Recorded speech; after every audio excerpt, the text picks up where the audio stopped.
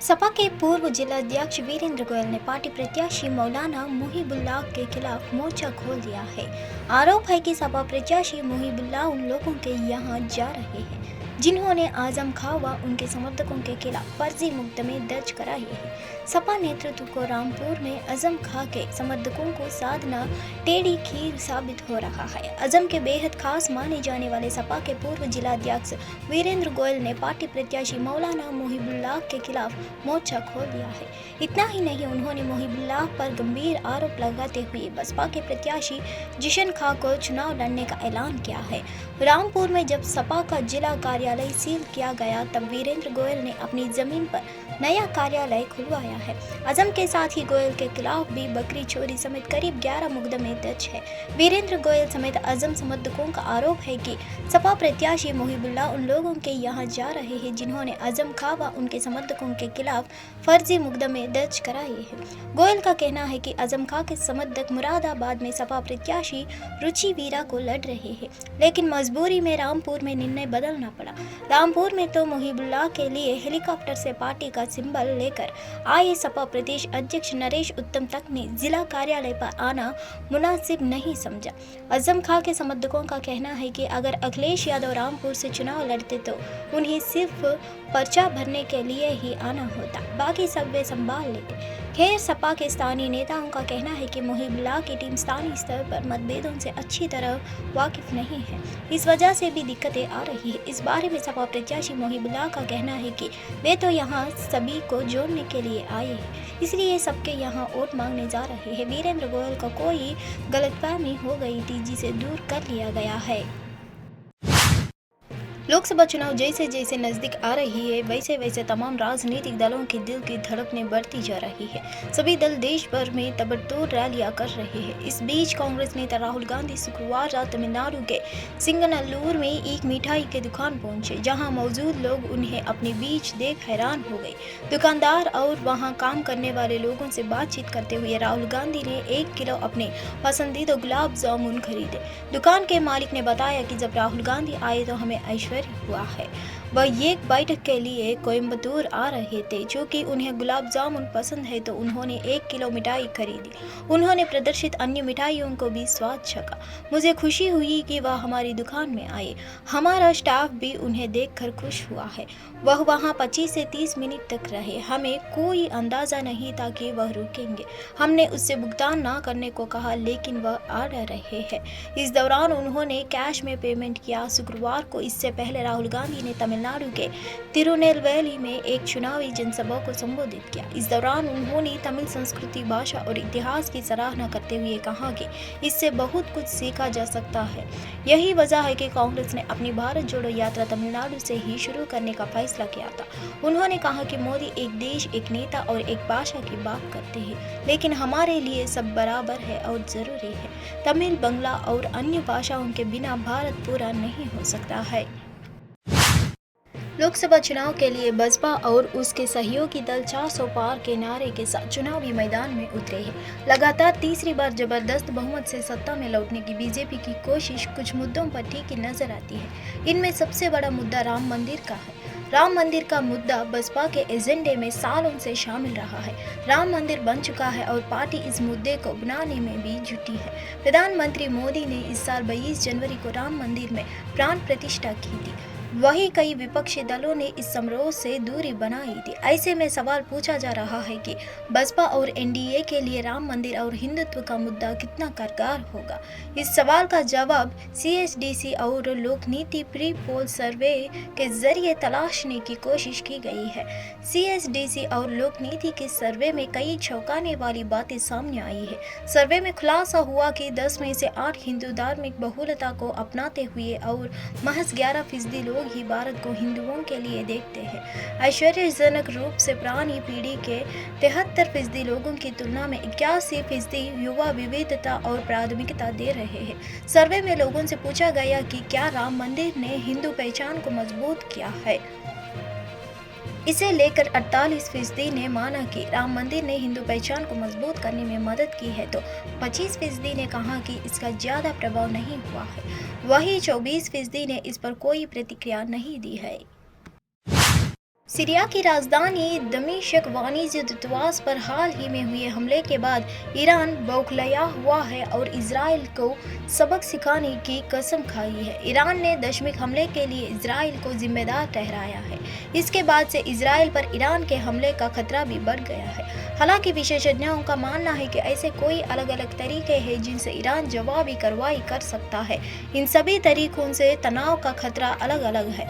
तनाव के खतरे को देखते हुए फ्रांस ने अपने नागरिकों को इजराइल, फिलिस्तीनी क्षेत्रों, ईरान या उसके सहयोगी लेबनान की यात्रा न करने की सलाह दी है। लेकिन वास्तव में आगे क्या होगा यह इस बात पर निर्भर करता है कि ईरान अपना बदलना लेने का तरीका क्या चुनता है। यह संभवतः इजराइल और हमास के बीच युद्ध की पृष्ठभूमि में आएगा।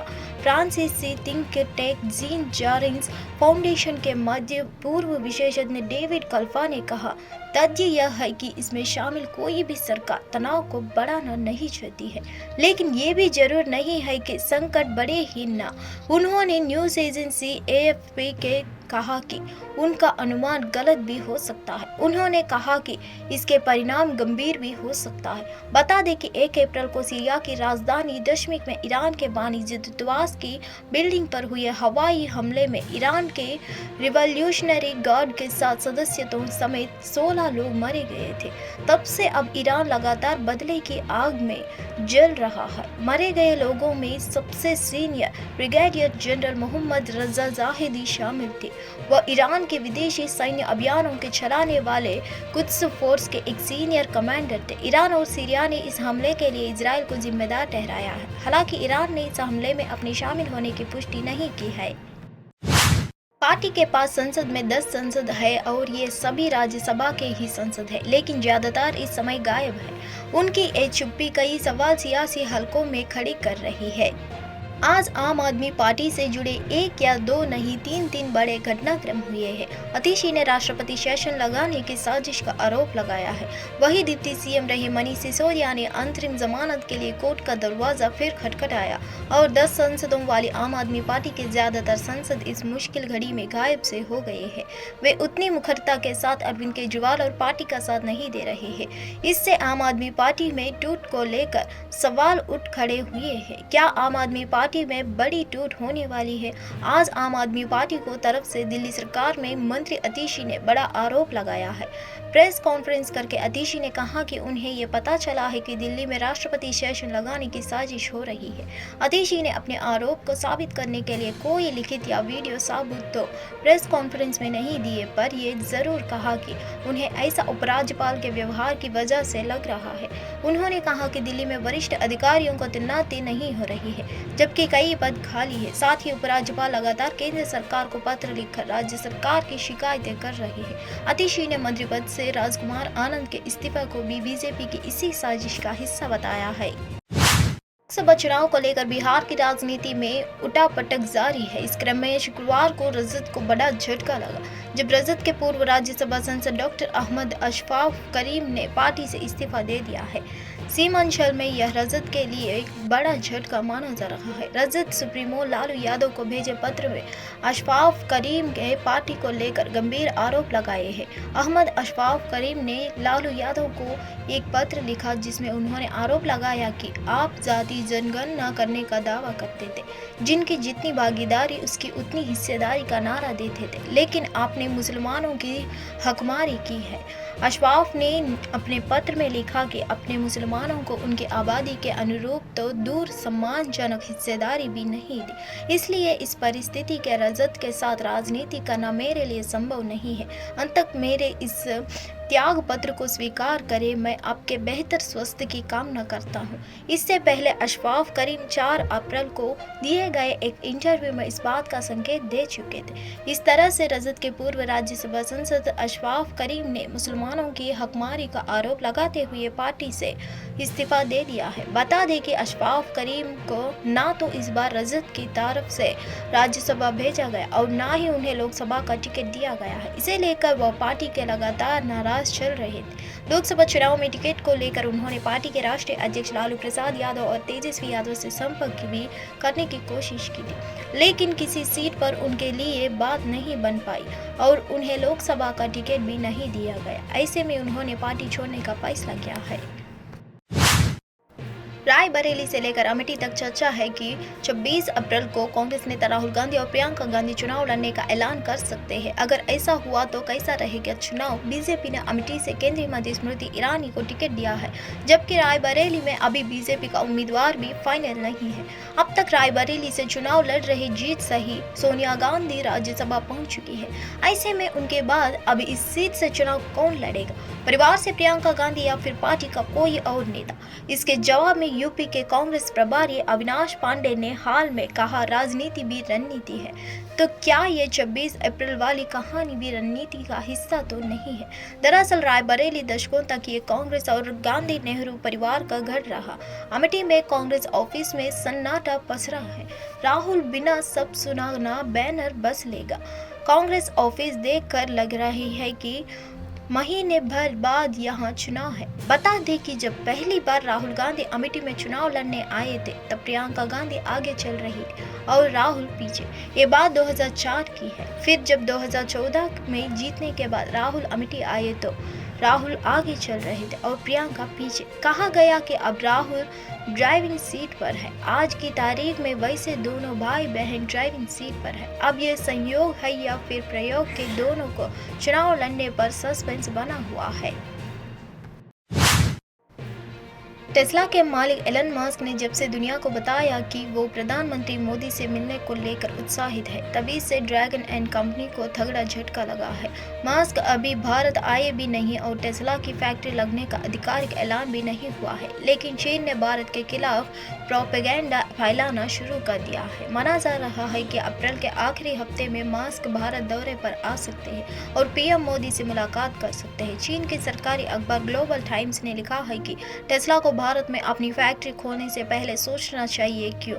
चीनी अखबार इस पीछे 3 ऐसे बेतुका तर्क दिए हैं जिस पर शायद एलन मस्क भी विश्वास नहीं कर पाएंगे। ग्लोबल टाइम्स ने अपने इस पोस्ट के साथ ताये इंस्टीट्यूट के सीनियर फेलो चार्ल्स लियू का इंटरव्यू भी शेयर किया है। इसमें चार्ल्स लियू ने भारत के खिलाफ प्रोपेगेंडा फैलाते हुए नजर आए हैं। भारत में सप्लाई चेन और इंफ्रास्ट्रक्चर की कमी, भारत में अच्छे इंजीनियर्स और वर्कर्स की कमी, भारत में बिजनेस के लिए नकारात्मक माहौल। चार्ल्स लियू कहते हैं कि सबसे पहली बात तो ये है कि मुझे नहीं लगता कि भारत अच्छी तरह से इलेक्ट्रिक गाड़ियों के बनाने के लिए तैयार है। इसकी वजह से ये है कि भारत में कोई सप्लाई चेन नहीं है, भारत में इंफ्रास्ट्रक्चर ठीक नहीं है। लियू के इस बयान के पीछे जिनपिंग का इशारा भी माना जाता है। बैसाखी की पूर्व संध्या पर भारतीय अल्पसंख्यक फाउंडेशन के नेतृत्व वाले सिख प्रतिनिधि मंडल ने प्रधानमंत्री मोदी को शुभकामनाएं दी और भविष्य में उनके नेतृत्व को सफलतापूर्वक जारी रखने के लिए करतारपुर साहिब गुरुद्वारे में प्रार्थना की। पंज प्यारों के नेतृत्व में नगर कीर्तन के रूप में जुलूस, जिसमें IMF प्रतिनिधि मंडल के सदस्य, प्रमुख सिख धार्मिक नेता, सिख महिलाएं और किसान शामिल थे। गतका प्रदर्शन के शानदार प्रदर्शन के बीच गुरुद्वारा करतारपुर साहिब के लिए रवाना हुई। IMF के नेतृत्व वाला सिख प्रतिनिधि मंडल ऐतिहासिक करतारपुर साहिब गुरुद्वारा पहुंचा, जहां सतनाम सिंह संधू ने सरबत का दाला भाला चढ़दी काला के लिए प्रार्थना की और बैसाखी की पूर्व संध्या पर प्रधानमंत्री मोदी को शुभकामनाएं दी और उनके अच्छे स्वास्थ्य के लिए प्रार्थना की। भविष्य में भी देश की प्रगति के लिए उनके सशक्त नेतृत्व का सफल सिलसिला जारी रहेगा। करतारपुर कॉरिडोर जो खुला है, आदरणीय प्रधानमंत्री श्री नरेंद्र मोदी जी ने सिखों को बहुत बड़ा तोहफा दिया है। 70 साल से सिख अरदास कर रहे थे कि हमारे गुरुधामों के दर्शन का हमें मौका मिले और 70 साल के बाद देश के प्रधानमंत्री नरेंद्र मोदी जी ने सिखों की भावनाओं को समझा और करतारपुर कॉरिडोर खोला गया। बैसाखी का त्यौहार है कल और सिख जो प्रोमिनेंट सिख हैं बहुत हमारे साथ, देखिएगा आप, हर तरह के सिख हमारे साथ हैं और करतारपुर साहब जाके गुरु नानक देव जी की उस धरती पे जाके, जिस धरती पे गुरु नानक साहब ने खेती की, जिस धरती पे गुरु नानक साहब ने जपजी साहब लिखा, जपजी साहब बाणी जो उच्चारण किया, जिसको हम ब्रह्मंडी चेतना के तौर पे भी जानते हैं, जिसमें उन्होंने एक अलग तरह की वाणी, जिसमें उन्होंने खंड ब्रह्मांड की बात की गुरु नानक साहब ने। भारत क्यों मायने रखता है, इस विषय पर बातचीत के दौरान विदेश मंत्री डॉक्टर एस जयशंकर ने कहा, अपनी किताब में मैंने लिखा है कि यह एक ऐसा भारत है जो अधिक भारत है। हम दबाव में नहीं आते। अगर हमें कोई निर्णय लेना होता है तो हम लेते हैं। कभी कभी हमें दुनिया की सामान्य पारंपरिक सोच के विपरीत भी जाना जाता है तो हम उसके लिए भी तैयार रहते हैं। इस दशक में एक बड़ा परिवर्तन या मानसिकता में भी बदलाव है। मैं कहूँगा कि सोच अधिक जमीनी है या भारत की अधिक है और भारत की कम है। मुझे लगता है, और मैंने किताब में ये लिखा है कि this is an India that is more Bharat. हम जो है अपने आप को, अगर जो कहा गया कि दबाव में आए तो हम दबते नहीं हैं, हमें निर्णय लेना है तो लेते हैं। हमें कभी कभी दुनिया के नॉर्मल कन्वेंशनल थिंकिंग के खिलाफ जाना होता है तो वो भी हम करने के लिए तैयार हैं। ये और ग्राउंडेड विचारधारा है, ये और भारत की विचारधारा है इंडिया की का। ये 4 साल में मैंने ये भी देखा है कि खुद हमारे देश में और इसके मैं बहुत उदाहरण दे सकता हूं आपको कि हमारा आत्मविश्वास, हमारी जो मैं कहूँगा एक किस्म से जो कमिटमेंट जो है कि देश को विकसित भारत की तरफ कैसे ले जाएं, हमारी खुद अपने इतिहास और संस्कृति और विरासत के बारे में, उसके बारे में जो सेल्फ अवेयरनेस जो होना चाहिए, ये मुझे लगता है कि ये पिछले 4-5 साल में इसमें भी बहुत चेंज आया है। और मुझे लगता है, और मैंने किताब में ये लिखा है कि this is an India that is more Bharat, कि हम जो है अपने आप को, अगर जो कहा गया कि